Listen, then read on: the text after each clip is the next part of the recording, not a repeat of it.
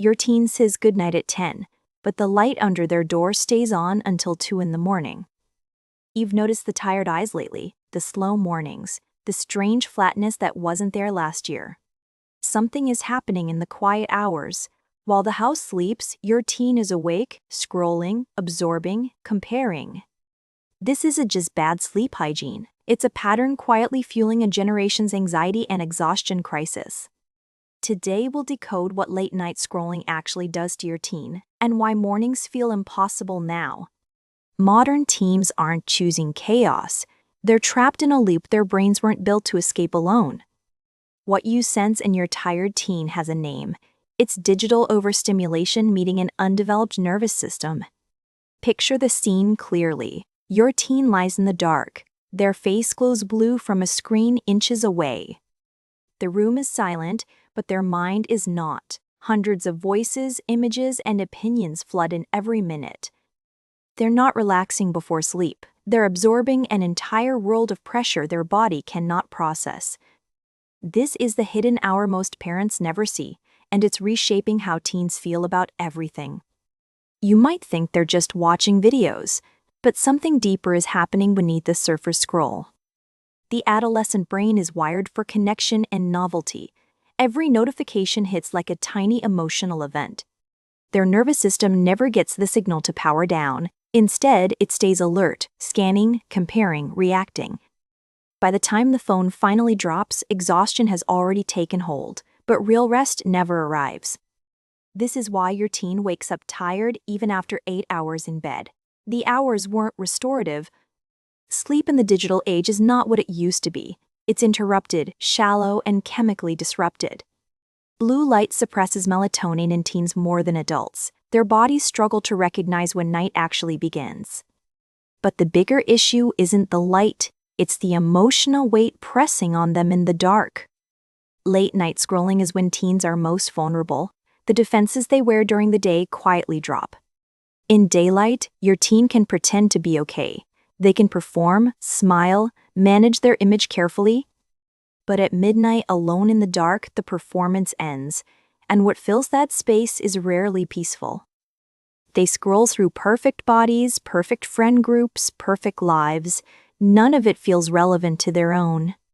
Comparison at noon stings. Comparison at midnight cuts deeper because exhaustion lowers every emotional defense they have. This is why your teen wakes up sadder than they went to sleep. Their nights are quietly hurting them. What makes this worse for modern teens is the constant access. The phone never leaves the bedroom anymore. For previous generations, night was a closed door. For your teen, night is an open digital window. That window stays open whether they feel strong or fragile, and fragility usually arrives after midnight. You're not failing as a parent for missing this. You're parenting in a landscape no one was prepared for. The next part is what most parents miss completely. Late-night scrolling isn't really about wanting entertainment. For many teens, it's about avoiding what they feel when the screen finally goes dark. Silence terrifies them. The phone has become a shield against their own thoughts. The moment it leaves, the anxiety rushes in. So they scroll longer, not because they enjoy it, but because they can't bear the alternative yet. This is the loop that quietly drains them. Avoidance at night becomes exhaustion by day, every single day. Research on adolescent sleep shows a brutal pattern. Sleep-deprived teens experience emotions more intensely and recover from them slower. That argument at dinner that seemed disproportionate, that sudden tearfulness over something small, sleep debt amplified everything. Their reactions aren't dramatic. Their nervous systems are simply running on empty fuel and overstimulated chemistry. You might have noticed the irritability spike, the shorter fuse, the way small things now feel enormous to them. This isn't a personality change in your teen. It's exhaustion wearing the costume of attitude and defiance. Picture another scene. It's 7 in the morning. You're trying to wake them for school, again. They snap. They groan. They pull the blanket over their head. You wonder when this version of them arrived. But the truth is, they only fell asleep 3 hours ago. Their body is begging for more time. You're not seeing laziness. You're seeing a teen whose internal clock has been quietly destroyed by midnight scrolling. If you've recognized your teen in any of this, you're not overreacting. You're finally seeing the pattern clearly. Most parents notice the symptoms but miss the source. They focus on grades, mood, attitude when sleep is collapsing underneath. Have you noticed when your teen's exhaustion got worse? That day often matches a quiet shift in phone habits. Share in the comments when you first sensed the change. Sometimes naming the moment helps you understand it. Now let's go deeper because the surface story isn't the full one. There's another layer parents rarely see. Late night scrolling doesn't just steal sleep, it also rewires what your teen believes about themselves overnight. Every image absorbed at 1 in the morning becomes part of their inner narrative by sunrise. They internalize it silently. The body they saw, the trip they didn't take, the friendship group they weren't invited to, all of it lingers. By breakfast, your teen isn't just tired, they're carrying invisible emotional debt from hours of unseen comparison. This is why a well-rested morning still feels heavy for them. The exhaustion isn't only physical anymore. Adolescent psychology shows that identity forms most intensely during quiet, reflective hours. Those hours are now hijacked by algorithms. Instead of dreaming, processing, or imagining their future, your teen is consuming someone else's curated version of life. Their sense of self gets built from fragments of strangers, and those fragments rarely make them feel enough. You're not imagining the quiet sadness, it's the residue of 1,000 small comparisons made in the dark. The cruelest part is that your teen doesn't recognize this pattern yet. They feel the weight without naming the source. They wake up anxious and assume something is wrong with them. The phone never enters their suspicion. This is why telling them to just put the phone down rarely lands. They don't connect the symptom to the cause. What they feel is mysterious to them. What you see from the outside is often clearer than they realize. You're not being controlling when you worry about the nights. You're seeing what they're too tired to see. The hardest truth for parents is this: your teen isn't choosing the phone over rest. They're choosing escape over silence. And until that silence feels safe again, the scrolling will continue, no matter how many rules are made. This is why punishment alone rarely works. The behavior is a symptom of something deeper your teen cannot articulate. What does work is curiosity, asking what they're avoiding, not just what they're doing in those late hours. The teens who recover sleep aren't usually the ones with strict phone bans. They're the ones who feel understood first. Once a teen feels their internal world matters more than their feed, the grip of the phone slowly loosens. You don't need a dramatic intervention. You need a different kind of conversation at a different kind of moment. Try this. Don't ask about the phone at night when defenses are high. Ask about their feelings during daylight.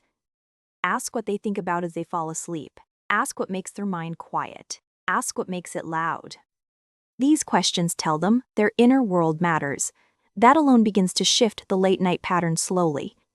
You're not trying to fix them in one conversation. You're showing them that someone notices the unseen hours. That recognition is more powerful than any rule. Teens disconnect from devices when they feel deeply connected to people. The phone fills a space. Your presence, calm and unjudging, can begin filling that space differently over time. This is the slow work of modern parenting. Not control, not surveillance, just consistent, calm, curious presence. You might not see the change immediately, but something internal shifts when your teen knows you see them clearly. The midnight scroll loses some of its grip. The exhaustion lifts slightly. The mornings become a little less heavy. None of this happens through pressure. It happens through patience, observation, and small moments of unexpected connection. You're not behind as a parent. You're showing up in a generation that desperately needs adults willing to understand them. Most teens today don't need more rules. They need more witnesses to their inner life, especially in the quiet hours. If you've made it this far, you're already that kind of parent. The kind who watches, listens, and adjusts. The late-night scrolling pattern is real. The anxiety it fuels is real. The exhaustion you see is real. But so is your awareness. And awareness is the first ingredient in every meaningful shift between a teen and their parent. Tonight, you might not change anything dramatic. You might just notice when the light goes off and when it doesn't. You might say goodnight with a little more warmth. You might leave a small note. You might simply stay nearby. These tiny gestures matter more than they appear. Your teen registers them even when they pretend not to. The phone is loud, but your steady presence is louder over time. It just takes longer to feel the effect. So before you close this video, take one quiet breath. Your teen is not lost. They're tired, overstimulated, and overwhelmed. What helps them most isn't a perfect strategy. It's a parent who sees the pattern and refuses to look away. If this resonated with what you're seeing in your own teen, share one thing you noticed in the comments below. Your story helps other parents feel less alone in the same midnight worry. This community grows through honest voices. If you want more honest conversations about teen mental health in the digital age, subscribe to Calm Parent Project. We decode what modern teens carry, so parents can stop guessing and start understanding the world their teens actually live in. And remember this final thought as you close the day. Your teen isn't addicted to a phone, they're avoiding a silence no one taught them how to hold. When you help them find that silence again, the scrolling slowly loses its meaning. And rest, real rest, finally returns